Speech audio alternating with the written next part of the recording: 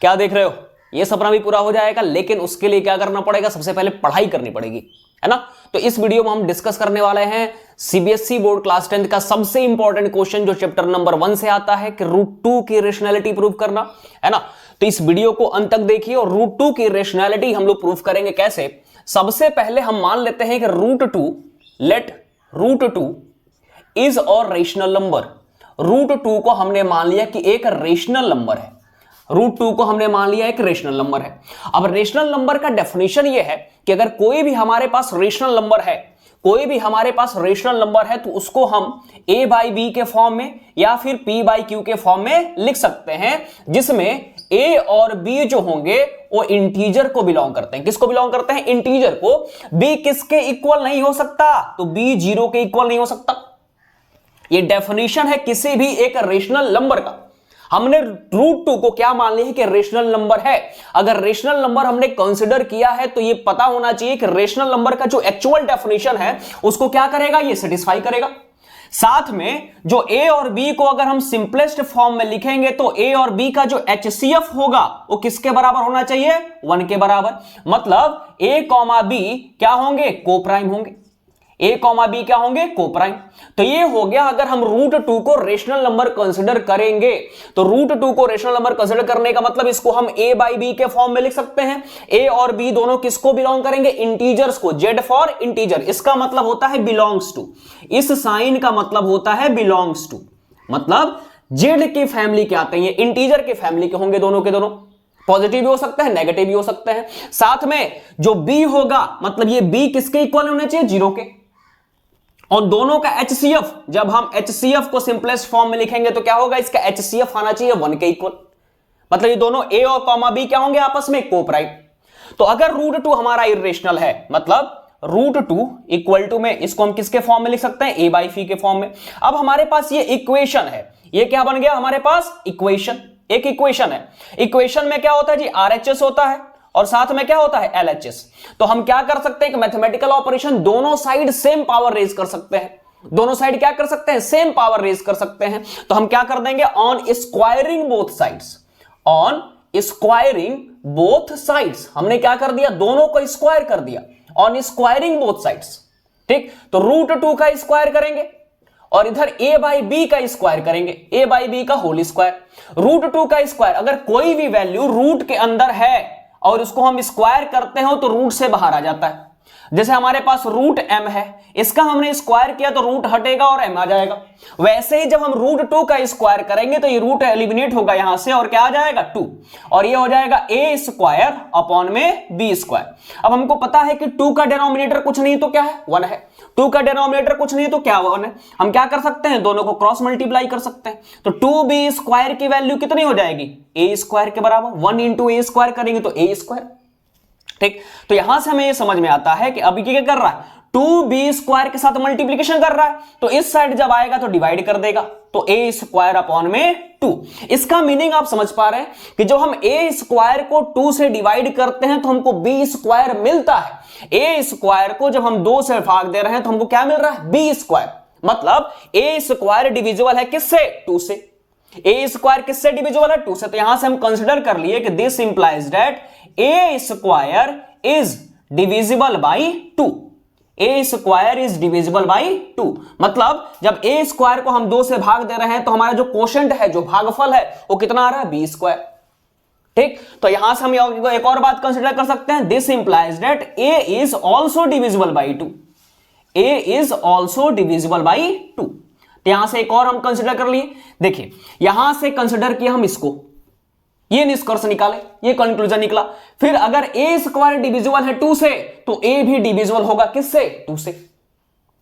a square अगर divisible है 2 से तो हम क्या बोल सकते हैं कि a भी डिविजिबल है 2 से। तो एक पॉइंट ये हो गया। हम मान लेते हैं कि जब हम a को डिवाइड कर रहे हैं किससे? 2 से, तो हमें कुछ ना कुछ कोशेंट तो मिलेगा ही। जब a को हमने बोल दिया कि 2 से डिवाइड कर रहे हैं तो कुछ ना कुछ कोशेंट मिलेगा, कुछ ना कुछ भागफल मिलेगा। तो हमने उस कोशेंट को मान लिया, क्या हो गया? c। उस कोशेंट को क्या मान लिए? c। जब हमें a को 2 से भाग दे रहे हैं तो c मिल रहा है। जब a स्क्वायर को 2 से भाग दे रहे हैं तो b स्क्वायर मिल रहा है। ये कोशेंट है, ये क्या है, ये भी कोशेंट है, और a को हमने जब 2 से भाग दिया तो ये कोशेंट क्या भाग है, c। तो हम यहां से a की वैल्यू लिख सकते हैं 2c। a की वैल्यू क्या लिख सकते हैं, 2c। ठीक है, a की वैल्यू क्या लिख सकते हैं, 2c। इसको मान लीजिए कि इक्वेशन नंबर 1 है और ये क्या है, इक्वेशन नंबर 2। आप क्या करिए, इसको नोट डाउन करिए, हम इसको इरेज करेंगे, फिर से आगे बढ़ेंगे, है ना। आप यहां से अगर देख सकते हैं तो हमने √2 को सबसे पहले रेशनल माना। अगर √2 को हम रेशनल मान रहे हैं तो a बाई बी के फॉर्म में लिख सकते हैं। a और b दोनों ही इंटीजर्स होने चाहिए। b किसके इक्वल नहीं होना चाहिए, 0 के। उसके बाद HCF a, b का क्या होना चाहिए, 1। जब हम a, b लिख रहे हैं और मान लेते हैं कि वो सिंपलेस्ट फॉर्म में है, अगर सिंपलेस्ट फॉर्म में है तो उनका HCF कितना आना चाहिए, 1 के इक्वल। तो √2 को हम किसके फॉर्म में लिख सकते हैं, a बाई बी के फॉर्म में। अब ये एक इक्वेशन बन गया, इधर LHS है, इधर क्या है, RHS। तो हम क्या कर सकते हैं, अगर हमारे पास कोई भी इक्वेशन बनता है ना तो सेम पावर दोनों साइड रेज कर सकते हैं। तो हमने क्या किया, ऑन स्क्वायरिंग बोथ साइड, दोनों साइड स्क्वायर कर दिया। स्क्वायर करने के बाद रूट हट जाता है, वैल्यू आ जाती है, और इधर हो गया a स्क्वायर अपॉन में b स्क्वायर। तो यहां से हम क्या कर दिए, क्रॉस मल्टीप्लीकेशन, तो 2b स्क्वायर की वैल्यू हो गई a स्क्वायर। अब इधर 2 मल्टीप्लाई कर रहा है तो इधर आके क्या करेगा, डिवाइड। तो इसका मीनिंग ये निकलता है कि a स्क्वायर को जब हम 2 से भाग दे रहे हैं तो हमको भागफल मिल रहा है b स्क्वायर। मतलब a स्क्वायर को जब हम 2 से डिवाइड कर रहे हैं तो हमको कोशेंट क्या मिल रहा है, b स्क्वायर। तो a स्क्वायर डिविजिबल है 2 से, तो a भी किससे डिविजिबल हो जाएगा, 2 से। फॉर एग्जाम्पल जैसे कि 4 का स्क्वायर क्या होता है, 16 किससे डिविजिबल है, 2 से। कितनी बार में डिवाइड हुआ, 8 बार में। वैसे ही 4 भी डिविजिबल है किससे, 2 से। कितनी बार में, 2 बार में। तो b स्क्वायर अगर डिविजिबल है 2 से तो b भी किससे डिविजिबल है, 2 से। और दोनों में देखिए कोशेंट अलग अलग, यहां कोशेंट क्या आ रहा है, 8, यहां कोशेंट क्या निकल कर क्या आ रहा है, 2। तो सिमिलरली जब हम a को डिवाइड करेंगे 2 से तो हमने मान लिया कि c टाइम्स में वो कटेगा, तो कोशेंट कितना आ गया, c। अब क्या कर रहे हैं, a इक्वल टू में 2c कैसे हो गया कि 2 क्या करेगा, c से मल्टीप्लीकेशन में चला जाएगा इधर, क्योंकि इधर डिवाइड कर रहा है, इधर क्या करेगा, मल्टीप्लीकेशन। ठीक है, आगे बढ़ते हैं, इसका एक और हिस्सा सॉल्व करते हैं, एक हिस्सा और सॉल्व करते हैं। तो a इक्वल टू में क्या हो गया, 2c। a इक्वल टू में हो गया 2c। तो हमारे पास एक इक्वेशन वहां पे था, इक्वेशन नंबर 1, और ये आया है इक्वेशन नंबर 2। तो हम करेंगे क्या, ऑन सब्स्टिट्यूटिंग, हम क्या कर लेंगे, ऑन, है ना, ये पहला हिस्सा था डेफिनेशन वाला, इसको रखेंगे अभी। On substituting a equal to 2c in equation 1। Equation number 1 में उसको सब्स्टिट्यूट कर दिया। जब इक्वेशन नंबर 1 में आप सब्स्टिट्यूट करने जाएंगे तो b स्क्वायर की जो वैल्यू आएगी, a की जगह पे क्या पुट करना है, 2c। तो 2c इसका क्या हो गया, स्क्वायर अपॉन में क्या हो गया, 2। तो b स्क्वायर की जो वैल्यू है वो आ गई 4c स्क्वायर अपॉन में 2, 4c स्क्वायर अपॉन में 2। अब यहां से हम क्या समझ सकते हैं, अब यहां से हम क्या समझ सकते हैं कि जब हम b स्क्वायर इक्वल टू में हो जाएगा 2c का स्क्वायर। आगे बढ़ जाते हैं और सॉल्व करते हैं। ये 2 क्या कर रहा है, इधर मल्टीप्लाई, इधर आके क्या करेगा, डिवाइड। 2 इस साइड मल्टीप्लाई कर रहा है c स्क्वायर के साथ, इधर आके क्या करेगा, जब इधर भेजेंगे तो डिवाइड कर देगा। तो b स्क्वायर अपॉन में 2 क्या निकल करके आ गया, c स्क्वायर। फिर से इसका मीनिंग समझने का प्रयास करिए, फिर से इसका मीनिंग समझने का प्रयास करिए कि जब हम b स्क्वायर को 2 से डिवाइड कर रहे हैं तो c स्क्वायर निकल करके आ रहा है। तो दिस इंप्लाइज दैट, फिर से हम यहां से कंक्लूड कर सकते हैं, this implies that b square is divisible by 2। हम यहां से क्या, यहां से लिख लीजिएगा, ऊपर जगह नहीं है तो यहां से मान लेंगे क्या, b square is divisible by 2। b square जो है हमारा किससे डिविजिबल है, 2 से। तो यहां से एक और कौन, अगर हम b स्क्वायर को 2 से डिवाइड कर सकते हैं, जब b स्क्वायर को डिवाइड कर सकते हैं, this implies that b is also divisible by 2। b is also divisible by 2। a भी डिविजिबल हो गया किससे, 2 से। b भी किससे डिविजिबल हो गया, 2 से। लेकिन हमने यहां पे क्या माना था, हमने यहां पे माना था कि जो HCF होगा a, b का वो किसके बराबर होना चाहिए, 1 के बराबर। लेकिन एक और कॉमन फैक्टर आ गया, एक और कॉमन फैक्टर आ गया a, b का, क्या निकल करके आ गया, 2। a, b का क्या कॉमन फैक्टर निकल करके आ गया, 2। तो जो हमारा पहला स्टेटमेंट था कि HCF a, b का 1 होना चाहिए, उसको तो हमने काट दिया। अपने ही स्टेटमेंट को हमने झूठा साबित कर दिया, हमने कंट्राडिक्टरी बात कर दी, हमने विरोधी बात कर दी, अपने ही बात को हमने क्या कर दिया, विरोध कर दिया। कैसे, सबसे पहले हमने बोला कि HCF क्या होना चाहिए, 1, और यहां पे हमने HCF प्रूफ कर दिया। मतलब एक और फैक्टर निकल करके आ गया जो 1 से बड़ा है, वो क्या निकल गया, 2 आया। क्या आया, 2। इसका मतलब HCF अब 1 ना रह करके क्या हो गया, 2। तो हमारी बात खुद ही हमने काट दी। जो हमने बात पहले बोली थी उसी बात को हमने क्या कर दिया, उसी का विरोध कर दिया, उसी का क्या कर दिया, विरोध कर दिया। ठीक है, इसलिए क्या होगा, ये जो हमारा स्टेटमेंट है वो गलत है। स्टेटमेंट क्या हो गया, गलत है। तो हम √2 को रेशनल नहीं मान सकते, तो क्या मानना पड़ेगा, हमारी मजबूरी क्या है कि हमको उसको इर्रेशनल कंसीडर करना पड़ेगा। सारा कॉन्सेप्ट यही है। तो सबसे पहले करेंगे क्या, √2 को रेशनल मानेंगे। √2 को क्या मानेंगे, रेशनल। तो √2 को अगर रेशनल मानेंगे तो उसको हम a/b के फॉर्म में लिख सकते हैं। a और b दोनों ही इंटीजर्स होने चाहिए। b किसके बराबर नहीं होना चाहिए, तो 0 के। b किसके बराबर नहीं होना चाहिए, 0 के। और HCF a, b का क्या होना चाहिए, 1 के। HCF होना चाहिए 1 के इक्वल, ठीक है। तो यहां से हम देख रहे हैं कि a b डिविजिबल है किससे, 2 से। और यहां से एक और बात स्टेटमेंट हमारे निकल करके आई, b is also divisible by 2, ठीक है। तो आप यहां तक नोट किए होंगे पहले, फिर इसको नोट कर लीजिएगा, फिर यहां पे नोट कर लीजिएगा। और इस एक स्टेटमेंट अब लिखेंगे हम इरेज करके, इस वाले हिस्से को इरेज करके एक स्टेटमेंट लिखेंगे। थोड़ा ध्यान से लिखिएगा उसको, ठीक है। इस वाले हिस्से को मैंने कर दिया इरेज,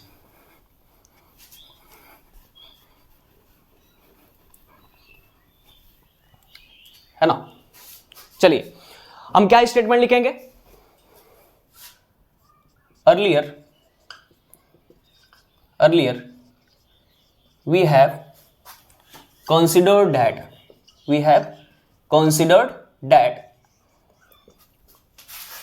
है ना, considered that HCF of a comma b equal to 1, but we have got another common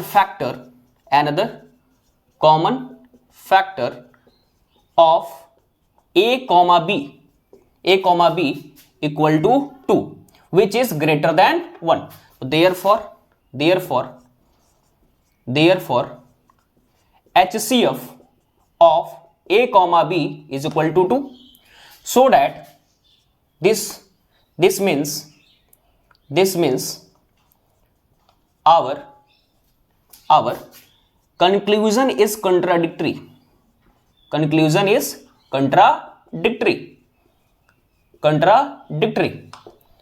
So that √2 is not a rational number. Therefore √2 is an irrational number, है ना। इस स्टेटमेंट को आप अपने लैंग्वेज में कुछ और तरीके से लिख सकते हैं, कोई दिक्कत नहीं। हमने क्या बोला कि यहां पे बोला था क्या कि √2 एक रेशनल है, तो a, b का HCF कितना आना चाहिए, 1 के इक्वल। लेकिन यहां पे हमारा HCF 1 ना निकल करके कितना आ गया, 2। तो हमने अपनी ही बात को क्या कर दिया, कंट्राडिक्ट कर दिया, विरोध कर दिया, विरोधाभासी बात हम कर रहे हैं। पहले बोल रहे हैं, जैसे फॉर एग्जाम्पल मैं बोलूं कि आपके स्कूल में क्लास 10th में कोई बच्चा नहीं पढ़ता है, और अगले ही दिन बोल दूं कि ये आपके स्कूल का बच्चा क्लास 10th का है। इसका मतलब हमने ये बात गलत बोल दी। सबसे पहले हम बोल रहे हैं कि क्लास 10th में कोई बच्चा नहीं पढ़ता, और फिर एक बच्चे को खींच करके ला रहे हैं, उसको सामने प्रेजेंट कर रहे हैं और बोल रहे हैं कि क्लास 10th का बच्चा है जो आपके स्कूल में पढ़ता है। तो हमने अपनी बात को काट दी। इसी को कंट्राडिक्टरी बात कहते हैं। इसे क्या कहते हैं, कंट्राडिक्टरी। तो हम पहले बोल रहे हैं कि a, b का HCF 1 होना चाहिए, और फिर हम प्रूफ कर रहे हैं कि HCF a, b का क्या निकल करके आ जा रहा है, 2। तो अगर हम √2 को रेशनल मान के चलेंगे तो हमारी बात क्या होगी, कट जाएगी, कंट्राडिक्टरी बात कर देंगे हम। इसलिए हमको √2 को क्या मानना पड़ेगा, इर्रेशनल मानना पड़ेगा। रेशनल उसको कंसिडर हम नहीं कर सकते, ठीक है। उम्मीद है आपको ये समझ में आया होगा। अगर समझ में आया है तो यहां तक आ गए हो तो पढ़ाई करो, मौज मस्ती करो, और चैनल को क्या कर दो, शेयर कर दो, सब्सक्राइब कर दो, है ना। पढ़ाई करो भाई, मन से पढ़ो पढ़ो पढ़ो पढ़ो पढ़ो।